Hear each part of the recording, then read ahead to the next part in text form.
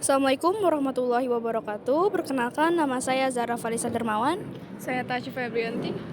Saya Muhammad Umar. Saya Andi Hermawan.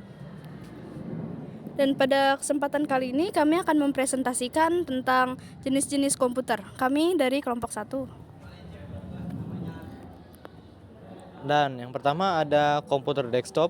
Komputer desktop merupakan perangkat komputer yang dirancang khusus untuk kebutuhan rumah dan kantor saja. Komputer tipe ini umumnya memang orang gunakan untuk kebutuhan seputar pekerjaan dan pengelolaan berbagai data.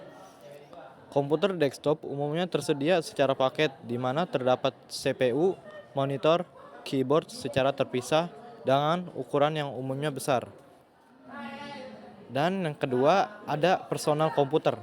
Personal komputer merupakan sebuah komputer yang penggunaannya secara pribadi. Komputer jenis ini biasanya ada di rumah-rumah pribadi, toko, kantor, dan lainnya yang bersifat pribadi.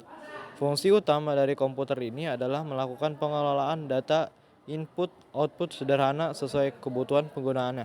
Kebanyakan orang gunakan juga sebagai mesin kasir di sebuah toko. Penggunaannya bisanya hanya satu orang saja ketika mengoperasikannya. Yang ketiga ada superkomputer.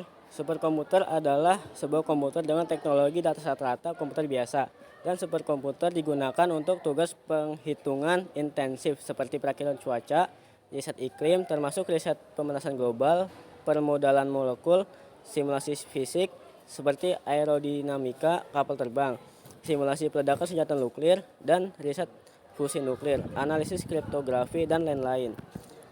Yang keempat ada mikrokomputer. Mikrokomputer adalah sebuah kelas komputer yang menggunakan mikroprosesor sebagai CPU utamanya.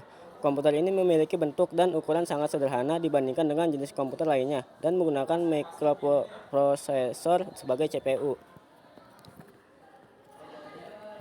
Selanjutnya ada komputer hibrid. Komputer hibrid adalah sebuah tipe komputer yang mendapatkan rancangan khusus dari pembuatnya sehingga bekerja secara kuantitatif atau kualitatif.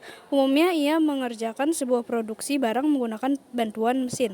Biasanya mesin-mesin ini terdapat komputer hibrid di dalamnya di mana telah programmer buat kinerjanya secara khusus. Dan yang terakhir ada komputer server. Komputer server merupakan jenis yang orang rancang secara khusus agar bisa memberikan layanan. Fungsi utama dari komputer server adalah mengatur jalannya hak akses level di dalam sebuah jaringan. Perangkat komputer lain yang bersifat klien bisa mengakses bila pengiriman data terbuka. Umumnya orang gunakan untuk pembagian data berbasis internet atau untuk wadah berkumpulnya player game online. Sekian dari kelompok kami. Wassalamualaikum warahmatullahi wabarakatuh.